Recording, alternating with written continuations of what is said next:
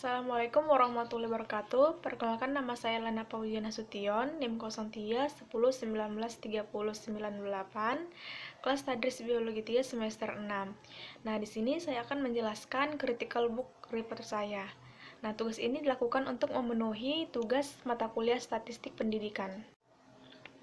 Nah, untuk yang pertama itu, masuk kita ke bab 1, yaitu pengantar. Nah, dalam pengantar ini, saya membuat identitas buku. Nah, yang pertama adalah identitas buku utama. Dalam buku utama, saya memilih buku yaitu Pengantar Statistik Pendidikan, yang disusun oleh Dr. Andus Anas Sudijono. Nah, untuk penerbitnya itu adalah PT Raja Grafindo Persada. Untuk kota terbitnya yaitu Jakarta. Tahun terbitannya itu pada tahun 2019, dia cetakan ke-22, dan ISBN-nya itu adalah 97942108662. Nah, halapan dari buku ini yaitu 406. Tebalnya yaitu 21 cm. Dan untuk identitas buku pembanding, saya memilih buku yang berjudul Statistika Pendidikan Teori Aplikasi dan Kasus, yang disusun oleh Siti Nurhasanah, dan penerbitnya itu adalah Salemba Humanika. Kota terbitnya adalah Jakarta. Tahun terbitan buku ini adalah tahun 2019. ISBN buku ini adalah 97860212326 dan 4. Nah, halaman dari buku ini adalah 292. Tebal dari buku ini adalah 19 x 26 cm. Dan ini saya menyertakan lampiran dari cover buku tersebut. Nah, selanjutnya masuk kita kepada bab 2, yaitu ringkasan buku. Nah, untuk ringkasan buku utama yang berjudul Pengantar Statistik Pendidikan, ini terdiri dari 9 bab. Awal bab ini dimulai dengan penjelasan tentang statistik dan statistik pendidikan. Lanjut yaitu data statistik dan data statistik pendidikan, masalah distribusi frekuensi, masalah rata average, masalah penyebaran data, masalah hubungan antar variabel atau teknik analisis korelasional, masalah perbedaan variabel atau teknik analisis komparasional, tes T atau tes KI kuadrat atau chi-square atau tes sebagai teknik analisis komparasional bivariat, dan contoh penggunaan tes T, dan diakhiri contoh penggunaan tes KI kuadrat. Lanjut untuk ringkasan buku pembanding, buku ini berjudul dengan Statistik Pendidikan, Teori, Aplikasi, dan Kasus. Dan buku ini terdiri dari 14 bab, dan awal bab ini dimulai dengan penjelasan tentang pengertian statistik, pengumpulan dan penyajian data, ukuran dan pemusatan data, ukuran letak data, ukuran penyebaran data, populasi dan sampling, uji validitas dan reliabilitas data, uji analisis data, pengujian hipotesis, analisis korelasi dan regresi sederhana, analisis regresi dan korelasi berganda, analisis varians, analisis jalur atau path analisis, dan diakhiri dengan statistika non-parametrik. Selanjutnya masuk kita ke bab 3, yaitu keunggulan buku. Nah, pada buku utama, keterkaitan antar babnya itu, buku yang berjudul dengan Pengantar Statistik Pendidikan ini terdiri dari 9 bab. Awal bab ini dimulai dengan penjelasan tentang pengertian statistik dan statistik pendidikan, data statistik dan statistik pendidikan, masalah distribusi frekuensi, masalah rata average, masalah penyebaran data, masalah hubungan antar variabel atau teknik analisis korelasi, masalah perbedaan variabel, teknik analisis komparasional, tes T, tes KI kuadrat, chi-square tes sebagai teknik analisis komparasional bivariat, contoh penggunaan tes T, dan diakhiri contoh penggunaan tes KI kuadrat. Nah, secara keseluruhan antar bab ini dan bab lainnya itu saling berkaitan pembahasannya dan berurut. Lanjut untuk kemutakhiran isi buku utama, pada buku ini setiap babnya itu dijelaskan dengan secara rinci. Dan di dalam buku ini juga terdapat langkah-langkah dalam pengumpulan data dan penyajian data. Isi dari buku ini sangat bagus dikarenakan buku ini menyajikan materi yang mendalam dan sudah dipahami para pembaca tanpa ada keraguan. Serta dalam buku ini dilampirkan juga tabel yang digunakan dalam pengolahan data secara statistik yang lengkap dan dilampirkan sehingga pembaca tidak perlu bersusah payah dalam mencari tabel-tabel yang diperlukan.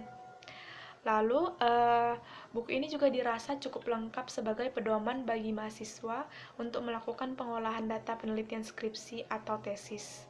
Nah, dengan kelengkapan dan ketuntasan pembahasan ini, maka buku ini memiliki kemutahiran yang baik dalam memberikan pemahaman untuk mengerjakan statistik hingga pengambilan kesimpulan berdasarkan pengolahan data yang dilakukan secara statistik. Lanjut untuk buku pembanding, yaitu keterkaitan antar bab. Nah, buku yang berjudul Statistik Pendidikan Teori, Aplikasi, dan Kasus ini terdiri dari 14 bab. Nah, awal bab ini sama dengan buku utama, yaitu menjelaskan pengertian statistik. Nah, secara keseluruhan antar bab tersebut dan bab lainnya, buku ini saling berkaitan dan pembahasannya berurutan. Untuk kemutahiran isi buku, pada buku ini setiap babnya itu dijelaskan secara rinci. Di dalam buku ini juga terdapat langkah-langkah dalam pengumpulan data dan penyajian data, serta buku ini melampirkan tabel, lalu kasus serta cara membuat SPPS dijelaskan secara jelas. Nah, isi dari buku ini sangat bagus dikarenakan buku ini menyajikan materi yang mendalam dan mudah dipahami para pembaca tanpa adanya keraguan. Dan dirasa buku ini juga cukup lengkap sebagai pedoman mahasiswa untuk melakukan pengolahan data penelitian skripsi atau tesis. Nah, dengan kelengkapannya ini dan ketuntasan pembahasan ini, maka buku ini memiliki kemutahiran yang baik dalam memberikan pemahaman untuk mengerjakan statistik hingga pengambilan kesimpulan berdasarkan pengolahan data yang dilakukan secara statistik. Oke, masuk kita ke bab 4, yaitu kelemahan buku. Nah, pada buku utama, keterkaitan antar babnya, dalam bab ke bab itu sudah terkait, namun jika dibandingkan dengan buku lain, penjelasan lebih berurut buku pembanding, karena dalam buku utama tidak terlalu terkait dalam setiap elemen. Nah, dalam buku utama, pembahasannya itu terjadi loncatan atau tidak runtun dari sistematika penyusun. Nah, dalam buku utama dan pembanding, jika dibandingkan penjelasan buku utama itu kurang lengkap. Nah, buku utama langsung pada contoh dan tidak banyak menjelaskan terlebih dahulu setiap elemen hingga rinci. Dan setelah itu baru diberikan contoh. Nah, untuk kemutahiran buku ini tidak diragukan lagi, dilihat dari tahun terbitnya dan sumber-sumbernya. Kemudian, pembahasan yang dipaparkan oleh penulis sangat menyeluruh sehingga sangat mudah untuk dipahami oleh penulis. Begitu juga pada buku pembanding. Kemutahiran pada buku pembanding juga tidak diragukan lagi. Lanjut, untuk buku pembanding, pada keterkaitan antar babnya itu, dalam bab ke bab itu sudah terkait. Pada buku pembanding itu menjelaskan terlebih dahulu setiap elemen hingga rinci, dan setelah itu baru diberikan contoh.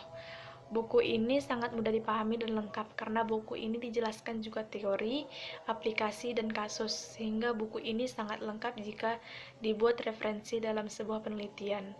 Nah, untuk kemutakhirannya sama dengan buku utama, yaitu tidak diragukan lagi karena dilihat dari tahun terbitnya dan sumber-sumbernya. Kemudian pembahasan yang dipaparkan oleh penulis sangat menyeluruh sehingga sangat mudah untuk dipahami oleh penulis. Oke, selanjutnya masuk kita kepada bab 5, yaitu implikasi. Nah, untuk teori atau konsep. Nah, berdasarkan teori maupun konsep yang telah dijelaskan dalam buku ini, maka dapat diambil manfaat dari isi buku mengenai teori.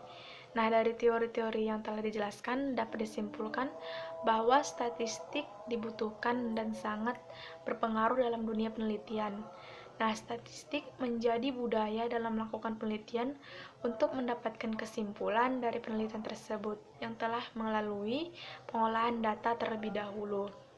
Nah, untuk program pembangunan di Indonesia, nah dengan buku utama dan buku pembanding, maka dapat membantu kita dalam memahami bagaimana mengolah data penelitian dengan perhitungan secara statistika, sehingga pengembangan ilmu statistika di Indonesia akan semakin meningkat dan dengan meningkatnya ilmu statistika di tanah air, maka akan dapat memperlancar pembangunan di Indonesia, terutama jika para peneliti memahami ilmu statistika dalam melakukan pengolahan datanya secara mandiri. Lanjut, untuk analisis mahasiswa, posisi kritis mahasiswa. Nah, dalam hal ini, mahasiswa membahas mengenai posisi kritis yang dapat ditangani dengan adanya buku ini. Nah, mahasiswa berharap dengan adanya buku ini dapat membantu para peneliti dengan memberikan penjelasan ilmu statistika dan bagaimana pengolahan data dan dengan ilmu statistika sehingga didapatkan kesimpulan dari penelitian tersebut. Oke, baik, terima kasih. Sampai di sini pembahasan dari saya. Saya akhiri. Assalamualaikum warahmatullahi wabarakatuh.